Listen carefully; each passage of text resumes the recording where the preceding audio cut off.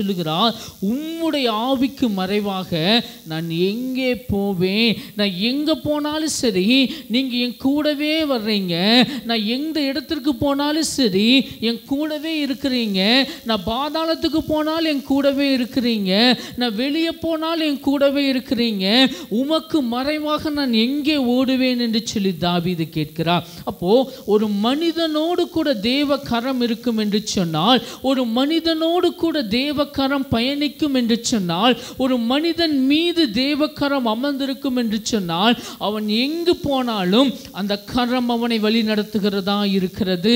அவன் ஒருவேளை தவறான வழிக்கு போகலாம், அவன் ஒருவேளை சரியில்லாத பாதைக்கு செல்லலாம், அவன் ஒருவேளை உலகத்தின் பின்னாடி ஓடிக்கொண்டிருக்கலாம். ஆனால் தேவ கரம் அவன் மீது அமரும் பொழுது அவனை சரியான பாதையில் நடத்துகிறதா இருக்கிறது. அதுதான் வழி நடத்துகிற கரம். இன்றைக்கு உங்கள் வாழ்க்கையில் ஆண்டவருடைய கரம் உங்களை வழி நடத்துகிறதா என்பதை யோசித்து பாருங்க. உங்களுடைய வாழ்க்கையில் ஒவ்வொரு நாளும் ஆண்டவருடைய கரம் வழி நடத்துகிறதா என்பதை யோசித்து பாருங்க. ஆகவே தான் தாவீது இப்படியாக சொன்னார், நான் உனக்கு போதித்து நீ நடக்க வேண்டிய வழியை உனக்கு காட்டுவேன், உன்மேல் என் கண்ணை வைத்து எனக்கு ஆலோசனை சொல்லுவேன் என்று தாவீது எழுதி வைத்து போனார். ஏன் நான் எழுதி வைத்து போனார்? கர்த்தர் என் மீது நோக்கமாய் இருக்கிறார், கர்த்தர் என்னை கவனித்துக் கொண்டிருக்கிறார், கர்த்தர் என்னை பார்த்து கொண்டிருக்கிறார், ஒவ்வொரு நாளும் என்னை வழி நடத்தி கொண்டிருக்கிறார். ஆகவே நான் கர்த்தர் என்னை வழி நடத்தட்டும் என்று சொல்லி தாவீது அன்றைக்கு எழுதி வைத்து போனார். இன்றைக்கு உங்கள் வாழ்க்கையில் ஆண்டவருடைய கரம் உங்களோடு கூட இருக்குன்னு சொன்னால் அது உங்களை அழகான பாதையில் நடத்துகிறதா இருக்கிறது. சரி, அந்த கரம் எங்கே நடத்துகிறதா இருக்கிறது? யாத்ராகமம் புஸ்தகம் 15ஆம் அதிகாரம் 13வது வசனம். யாத்ராகமம் 15:13 யாராவது ஒரு வாசிக்கலாமா?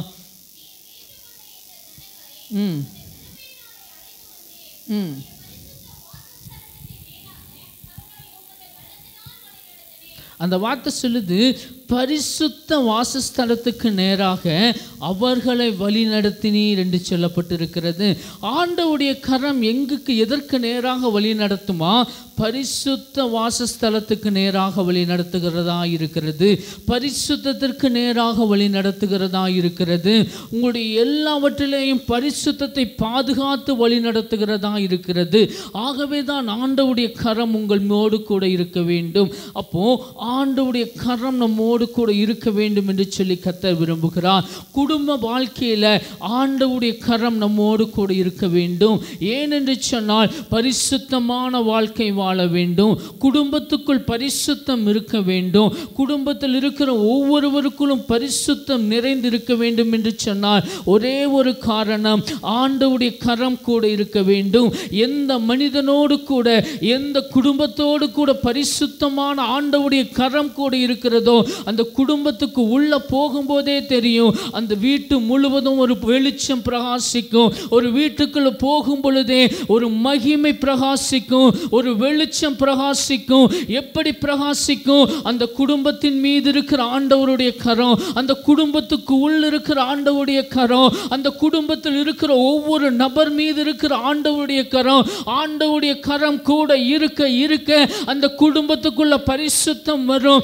ஆண்டவருடைய கரம் கூட இருக்க இருக்க அந்த குடும்பத்துக்குள்ள பரிசுத்தமான காரியங்கள் வரும். ஆண்டவருடைய கரம் குடும்பத்தோடு இருக்க இருக்க அந்த குடும்பத்தில் ஜெப ஐக்கியம் இருக்கும்.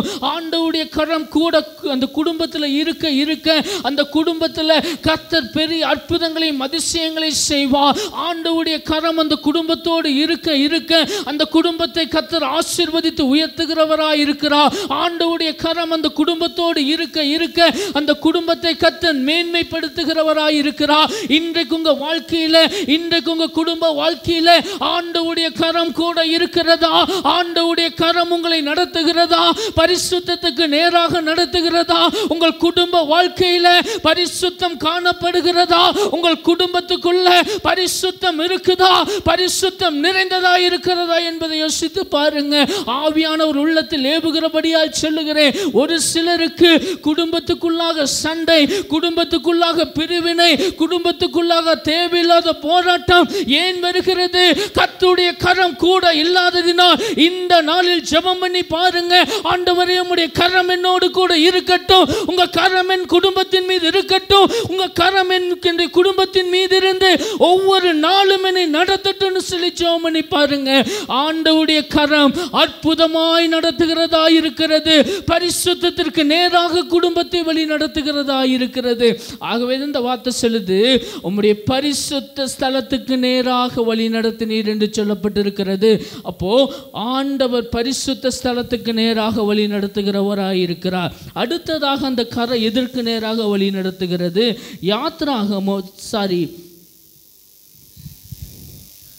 கலாத்தியர் 3ஆம் அதிகாரம் 24வது வசனம். கலாத்தியர் 3:24.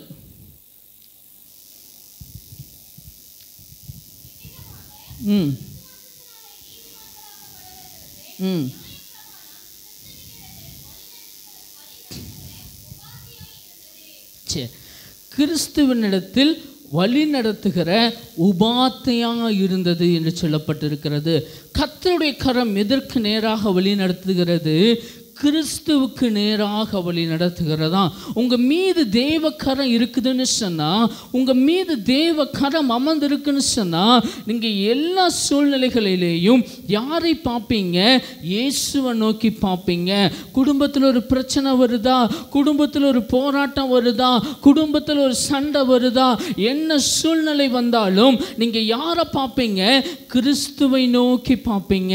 ஒரு தேவ மனிதன் மீது கர்த்தருடைய கரம் இருக்கு சொன்னா, அவங்களுடைய வாழ்க்கையில என்ன சூழ்நிலைகளுக்குள்ளாக போனாலும் சரி, என்ன பிரச்சனைகளுக்குள்ளாக போனாலும் சரி, எந்த சூழ்நிலை வந்தாலும் சரி, ஆண்டவரை மாத்திரம் நோக்கி பார்ப்பான். ஒரு நீதிமானோடு கூட கர்த்தருடைய கரம் இருக்குன்னு சொன்னா, அவன் ஜெபிக்க ஆரம்பித்தா போதும், அந்த கரம் அவனை வழி நடத்துகிறதா இருக்கிறது.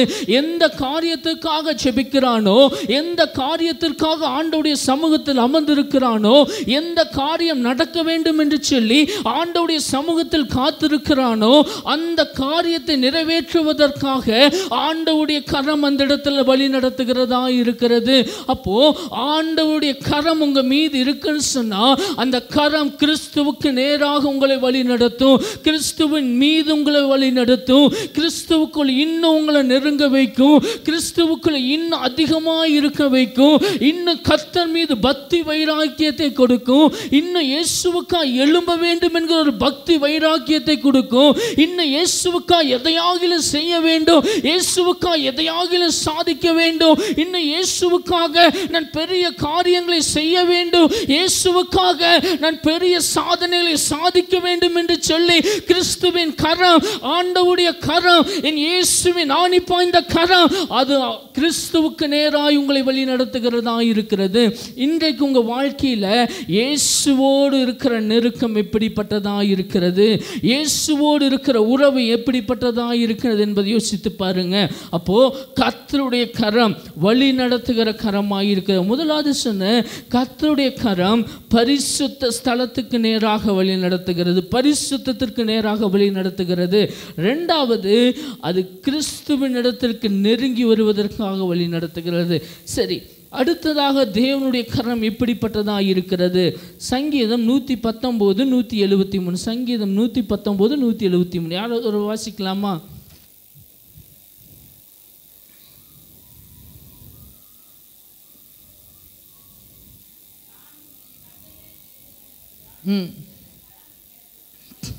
சரி, அந்த வார்த்தை சொல்லுது, உமது கட்டளைகளை நான் தெரிந்து கொண்டபடியால் உம்முடைய கரம் எனக்கு என்ன செய்வதாக?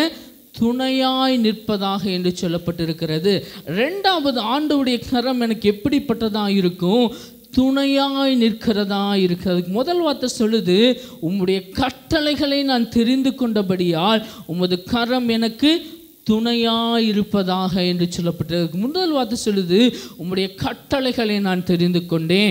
ஆண்டவரே, உம்மை பற்றி எல்லா காரியங்களையும் நான் தெரிந்து கொண்டேன். உம்முடைய மகிமையை பற்றி நான் தெரிந்து கொண்டேன். உம்முடைய வல்லமையை பற்றி தெரிந்து கொண்டேன். நீர் எப்படிப்பட்டவர் என்பதை நான் தெரிந்து கொண்டேன். நீர் எப்படி கிரியை செய்கிறவர் என்பதை தெரிந்து கொண்டேன். அந்த சராசரங்களை படைத்து ஆளுகை செய்கிற தெய்வமே, உன்னீர் யார் என்பதை நான் புரிந்து கொண்டேன். ஆகவே உம்முடைய கரம் என்ன செய்யட்டும், துணையாய் இருக்கட்டும் என்று சொல்லி தாவீது சொல்லுகிறார். அப்போ நம்மோடு கூட இருக்கிறவர் எல்லாவற்றிலும் பெரியவர், அவர் எல்லாவற்றுக்கும் மேலானவர். நாம் ஆராதிக்கிற தெய்வம் எல்லாவற்றுக்கும் மேலானவர். நாம் ஆராதிக்கிற தெய்வம் எல்லாவற்றையும் சிருஷ்டித்த தெய்வம். அப்படி அவர் சிருஷ்டித்த அவருடைய மகிமை, அவருடைய கட்டளை நம்ம புரிந்து கொள்ளும் பொழுது ஆண்டவர் நமக்கு துணையாய் நிற்கிறவராய் இருக்கிறார். அப்போ கர்த்தருடைய கரம் ஒரு மனிதனோடு கூட இருக்குன்னு சொன்னா ஆண்டவர் அவனுக்கு துணையாய் நிற்கிறவராய் இருக்கிறார். அந்த மனிதன் மீது தேவ கரம் இருக்குன்னு சொன்னா அவன் உபத்திரவத்துக்கு நடுவுல போகலாம், பிரச்சனைகளுக்கு நடுவுல போகலாம், போராட்டங்களுக்கு நடுவுல போகலாம், அவன் குடும்பங்களுக்குள்ள பல வகையான சண்டைகளுக்கு நடுவுல போகலாம். எந்த சூழ்நிலைகளுக்குள்ள போனாலும் கர்த்தருடைய கரம் அந்த மனிதன் மீது இருக்கும் பொழுது, கர்த்தருடைய கரம் அந்த மனிதன் மீது அமர்ந்திருக்கும் பொழுது கர்த்தர் அவனுக்கு துணையாய் நிற்கிறார். கர்த்தர் அவனுக்கு பக்கபலமாய் நிற்கிறார். கர்த்தர் அவனுக்கு துணையாய் நின்று அவனை கேடகமாய் பாதுகாக்கிறார். கர்த்தர் அவனுக்கு துணையாய் நின்று ஒவ்வொரு நாளும் வழி நடத்துகிறவராய் இருக்கிறார். கர்த்தர் அவனுக்கு துணையாய் நின்று அவனுடைய வாழ்க்கையில் எல்லா பிரச்சனைகளையும் மாற்றுகிறவராய் இருக்கிறார். அப்போ கர்த்தருடைய கரம் கூட இருக்கும் பொழுது கர்த்தர் துணையாய் இருக்கிறவராய் இருக்கிறார். சங்கீதம் 46 அதிகாரம் 1வது வசனம். சங்கீதம் 46:1.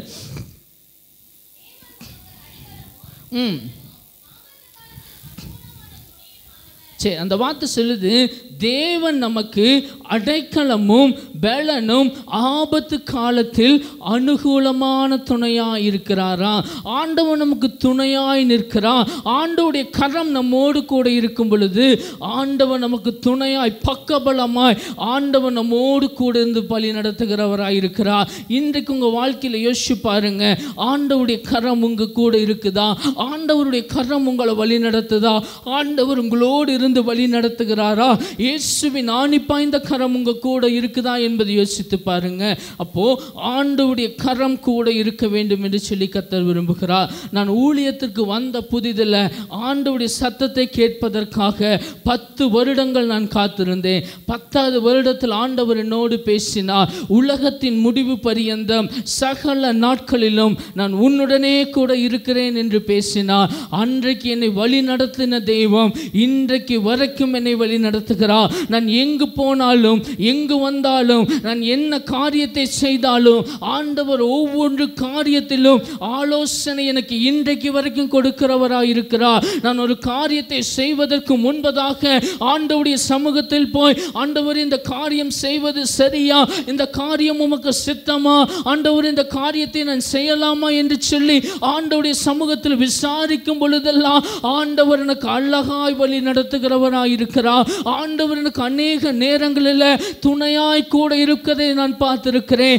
ஆகவே தான் நான் தைரியமாய் சொல்லுவேன், கர்த்தருடைய கரம், கர்த்தர் உங்களோடு கூட இருப்பார் என்று சொன்னால் கர்த்தர் உங்களை கொண்டு பெரிய காரியங்களை செய்ய முடியும். கர்த்தர் உங்களோடு கூட இருப்பார் என்று சொன்னால் கர்த்தர் உங்களை கொண்டு பெரிய காரியங்களை செய்ய முடியும். கர்த்தர் உங்களை ஆசீர்வதிக்க முடியும். கர்த்தர் உங்களை உயர்த்த முடியும். கர்த்தர் உங்களை மேன்மைப்படுத்த முடியும். அநேக ஜனங்களுக்கு முன்பதாக கர்த்தர் உங்களை மேன்மைப்படுத்தி ஆசீர்வதிக்க முடியும். நீங்க சொல்லலாம், என்னை சுற்றிலும் சத்துருக்கள் நெருக்கி இருக்கிறார்கள், என்னை சுற்றிலும் சத்துருவாய் இருக்கிறார்கள் என்று சொல்லலாம். ஆனால் இயேசு சொல்லுவா, இதோ உன் சத்துருக்களுக்கு முன்பதாக ஒரு பந்தி ஆயத்தப்படுத்தி உன் தலையை எண்ணெயினால் அபிஷேகம் பண்ணுகிற தேவன் நான், உன் தலையை எண்ணெயால் அபிஷேகம் பண்ணுகிற தேவன் நான் என்று சொல்லி ஆண்டவர் சத்துருக்களுக்கு முன்பதாக கர்த்தர் உங்களை உயர்த்துகிறவராய் இருக்கிறார். சத்துருக்களுக்கு முன்பதாக உங்களை மேன்மைப்படுத்துகிறவராய் இருக்கிறார். உங்களை வெட்கப்படுத்துவதற்கு முன்பதாக ஆண்டவர் உங்களை உயர்த்தி ஆசீர்வதிக்கிறவராய் இருக்கிறார். அதற்காகத்தான் என் இயேசு கூட இருக்கிறார். அதற்காகத்தான் என் இயேசுவின் கரம் கூட இருக்கிறது. அப்போ உங்களுடைய வாழ்க்கையில